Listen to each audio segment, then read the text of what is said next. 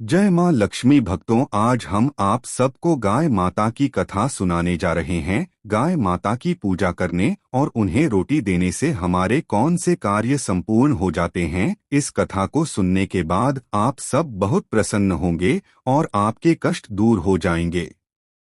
चलिए कथा को प्रारंभ करते हैं। एक समय की बात है। चीन सागर में विष्णु भगवान शेषनाग की शैया पर लेटे थे और लक्ष्मी माता पास में बैठी विष्णु भगवान के पैर दबा रहे थे। पैर दबाते दबाते हुए अचानक से रुक गई। तभी विष्णु भगवान लक्ष्मी माता से पूछते हैं, क्या हुआ देवी, रुक क्यों गए, आप क्या सोच रही है।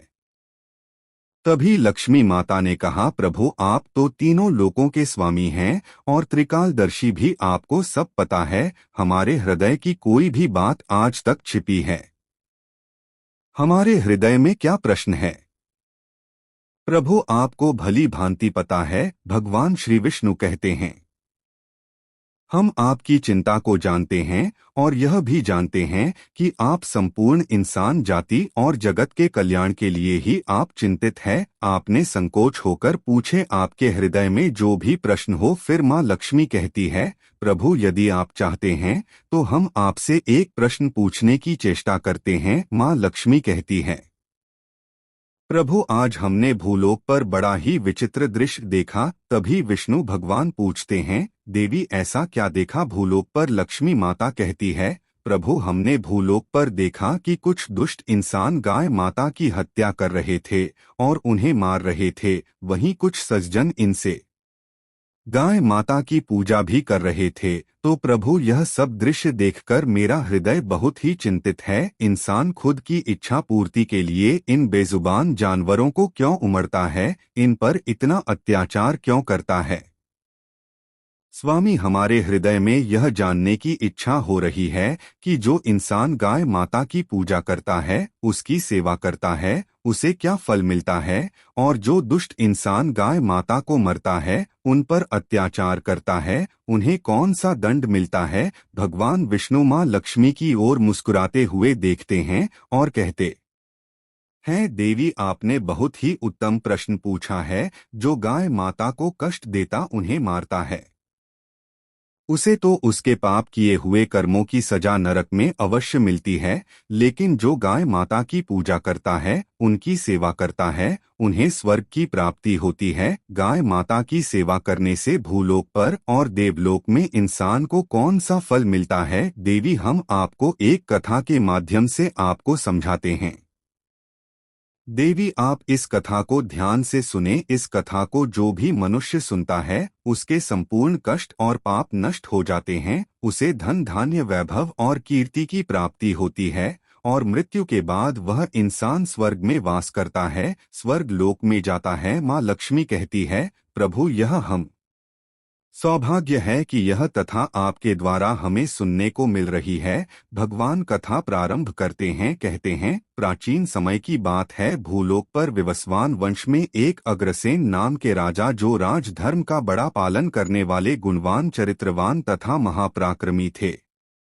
उन्होंने शांति और धर्म पूर्वक अपनी प्रजा और राज्य का पालन किया और अपनी प्रजा को हमेशा ही सभी तरह से सुखी रखा। उनकी प्रजा हमेशा उनसे प्रसन्न रहती थी। कुछ दिन बाद राजा अग्रसेन की शादी राजकुमारी दमयंती से हो जाती है। महाराज अग्रसेन अपनी पत्नी दमयंती के साथ प्रसन्नतापूर्वक अपना वैवाहिक जीवन व्यतीत कर रहे थे। लेकिन कुछ साल बीत जाने के बाद महाराज अग्रसेन को अपने उत्तराधिकारी की चिंता सताने लगी, क्योंकि रानी दमयंती के गर्भ से कोई संतान नहीं हुई। तब महाराज अग्रसेन अकेले और एकांत में बैठकर सोचने लगे कि हमने कभी कोई पाप भी नहीं किया है और हमने सर्द ऋषि मुनियों की सेवा की है, धर्मपूर्वक राज्य भी चला रहे हैं, उसके बाद भी हमें पुत्र की प्राप्ति नहीं हो रही है। हमने अनजाने में ऐसा कौन सा पाप कर दिया है। कितना सोचकर वे बहुत चिंतित हो गए। फिर उनके हृदय में एक विचार आया कि इस समस्या का समाधान केवल ऋषि कश्यप जी ही कर सकते हैं। वे ही हमें हमारे दोस्त के बारे में बताएंगे और संतान प्राप्ति के लिए कोई रास्ता बताएंगे। इतना सोचकर राजा अग्रसेन और रानी दमयंती के साथ ऋषि कश्यप जी की कुटिया पर पहुंच गए। कुटिया पर वशिष्ठ जी नित्य कर्म करके ध्यान लीन में बैठे थे। उसी समय राजा अग्रसेन रानी के साथ उनके पास जाते हैं और उनका दर्शन करते हैं। राजा अग्रसेन और रानी ने ऋषि कश्यप के चरण स्पर्श किए और आशीर्वाद प्राप्त किया। ऋषि कश्यप ने उनका कुशल मंगल पूछते हुए उन्हें आशीर्वाद दिया। फिर ऋषि कश्यप कहने लगे, हे राजन, सब कुशल मंगल तो है ना? आप और रानी दमयंती का आज अचानक वन में हमारी कुटिया में पधारने की ऐसी क्या जरूरत पड़ गई है? किस कारण से एक महान राजा को अपना राज्य छोड़कर इस वन में पड़ा? विवस्वान कुल के सभी राजा महाराज अपनी उम्र के अंतिम दिनों में अपना राज्य अपने उत्तराधिकारी को सौंपकर तपस्या करने के लिए वन में आते हैं, लेकिन आप तो अभी भी नवयुवक हैं। आपने अभी अभी राज्य का कार्यभार संभाला है, आपने अभी तक पुत्र भी उत्पन्न नहीं किया है, फिर आप ऐसे अपना राजपाट छोड़कर वन में क्यों चले आ गए? यह आप जैसे महान और पराक्रमी राजा को शोभा नहीं देता है। इतना सब सुनने के बाद राजा अग्रसेन बोलते हैं, रिसीवर, हम यहाँ जंगल में आपके यहाँ पर तपस्या करने के लिए नहीं आए हैं। रिसीवर, हम आपके पास सहायता मांगने के उद्देश्य से आए हैं। कृपया आप मेरा मार्गदर्शन कीजिए, हम बहुत कष्ट में हैं। फिर कश्यप ऋषि कहते हैं, हे राजन, आपके जैसे महान राजा को भला किस बात के लिए मेरा मार्गदर्शन चाहिए? फिर राजा अग्रसेन बोलते हैं, रिसीवर, आप खुद ही त्रिकालदर्शी है, को भली भांति पता हो गया होगा कि हम किस प्रयोजन से आपके पास आए हैं। ऋषि कश्यप राजा अग्रसेन की बातें सुनने के बाद मुस्कुराते हुए कहते हैं, हे राजन, आप चिंतित न हो, हम अवश्य आपकी सहायता करेंगे। फिर कश्यप ऋषि अपनी दिव्य दृष्टि से महाराज अग्रसेन के भूतकाल में हुए पापों को देखने लगते हैं, तो उन्हें राजा की एक भूल के बारे में पता चलता है।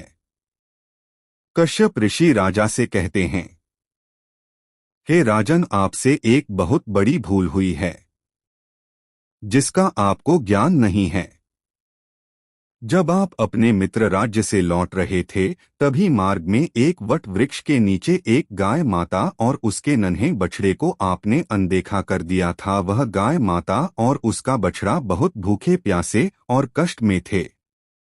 आपने उस गाय माता को और उसके नन्हे बछड़े को ना ही भोजन कराया और ना ही उसे नमस्कार किया। उस गाय माता ने आपसे मदद की गुहार भी लगाई, लेकिन आप अपनी प्रसन्नता में खोए हुए थे और आपको उस गाय माता की पुकार भी सुनाई नहीं दी। आपके इस व्यवहार को देखकर वह गाय माता अत्यंत दुखी हुई और उसने आपको श्राप दे दिया है। हे राजन, जो इंसान गाय माता को कष्ट में देखकर उसकी सहायता नहीं करता, भूखी गाय माता को भोजन नहीं कराता, उसे तो महापाप लगता है। और उसी गाय माता के श्राप के कारण आपको संतान सुख की प्राप्ति नहीं हो पा रही है। ऋषि कश्यप ने राजा अग्रसेन को उनके द्वारा किए गए पाप को बता देते हैं, जिसे सुनकर राजा अग्रसेन बहुत दुखी हुए और अपने आप को हृदय ही हृदय कोसने लगे और पश्चाताप करते हुए कहने लगे, रिसीवर, इस श्राप से मुक्ति का कोई रास्ता बताइए। रिसीवर, हम अपनी इस गलती को सुधारना चाहते हैं, कृपया आप ही हमें कोई उपाय बताइए जिससे कि हम इस पाप से मुक्ति पा सकूं। मेरा यह अपराध क्षमा पात्र नहीं है, लेकिन फिर भी हम प्रायश्चित करना चाहते हैं।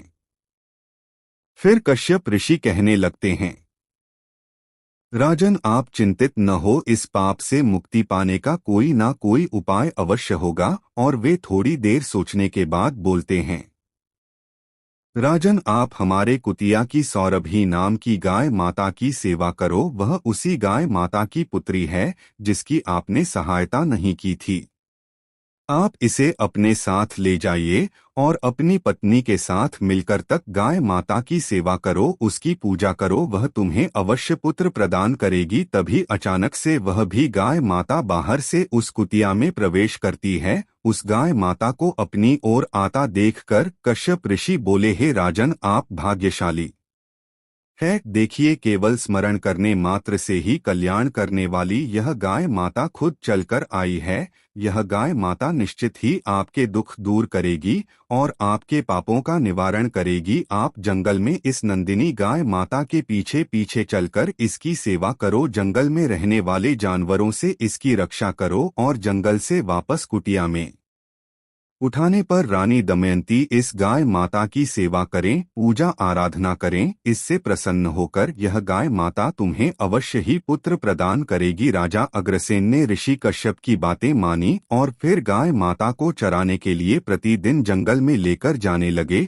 जब वह गाय माता चलने लगती तो महाराज उसके पीछे पीछे चलते, इधर उधर से हरी हरी घास लाकर उस गाय माता को खिलाने लगते। जब वह गाय माता किसी वृक्ष के नीचे बैठती तो उसके लिए तालाब से पानी लाते और उसे पिलाते, अपने हाथों से उसके मस्तक को सहला दें। इस प्रकार से महाराज अग्रसेन उस गाय माता की सेवा में लगे रहे।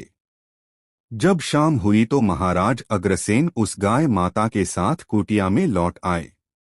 कुटिया में पहुंचते ही उस गाय माता ने महाराज अग्रसेन को अपनी जीभ से चाटना शुरू कर दिया, जिससे महाराज अग्रसेन का शरीर पवित्र हो गया और उसके सभी पाप नष्ट हो गए। उसके बाद रानी दमयंती ने आगे आकर सूरा भी गाय माता के आगे हाथ जोड़े और विधिपूर्वक कुछ पूजन किया और चरणों में झुकाया। फिरोज गाय माता ने उस रानी की पूजा को स्वीकार किया और रानी पर अपनी दृष्टि डालकर उसके सभी दोष समाप्त कर दिए। गाय माता की दृष्टि पड़ते ही रानी अत्यंत पवित्र हो गई। इस प्रकार से राजा अग्रसेन को उस गाय माता की सेवा करते हुए 30 दिन बीत गए। फिर तीसरे दिन महाराज अग्रसेन जब गाय माता को लेकर जंगल में गए तो वह गाय माता चढ़ते चढ़ते कैलाश पर्वत पर चली गई। उसके पीछे पीछे राजा अग्रसेन भी चले गए।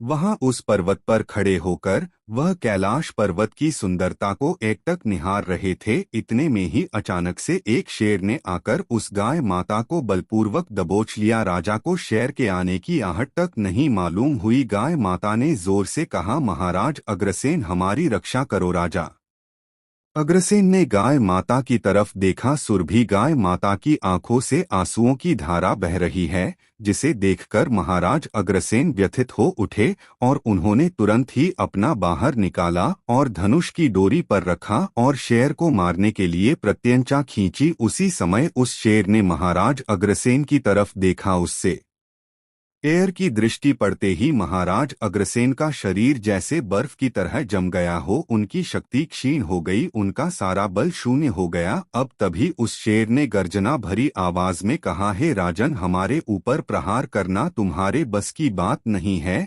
क्योंकि भगवान भोलेनाथ हमारी ही पीठ पर पैर रखकर नंदी पर विराजमान होते हैं, इसीलिए तुम हमें मारने की चेष्टा मत करो। अगर तुम हमें मारने की कोशिश करोगे तो निष्फल रहोगे। अब तुम यहाँ से लौट जाओ। विधाता ने इस गाय माता को आज मेरा भोजन नियुक्त किया है, इसीलिए तुम्हें इसमें दखल देने की कोशिश मत करो। हम जानते हैं तुम सूर्य वंश में जन्म में हुए राज अग्रसेन हो। तुम्हें अभी यह जहां नहीं, इस कैलाश पर्वत पर भगवान भोलेनाथ की माया फैली हुई है, इसीलिए तुम यहाँ से तुरंत ही यहाँ से चले जाओ। फिर राजा अग्रसेन बोलने लगे, खेतिहर, आज कृपया आप इस गाय माता को नाम आ रही यह महाशय ऋषि कश्यप की संपूर्ण मनोरथ को संपूर्ण करने वाली सौरभी गाय माता है, गाय है, इसकी हत्या न करें। इस गाय माता की रक्षा और सेवा करने का आदेश हमें दिया है। इस गाय माता का एक नन्हा बछड़ा भी है जो घर पर इसकी राह देख रहा है।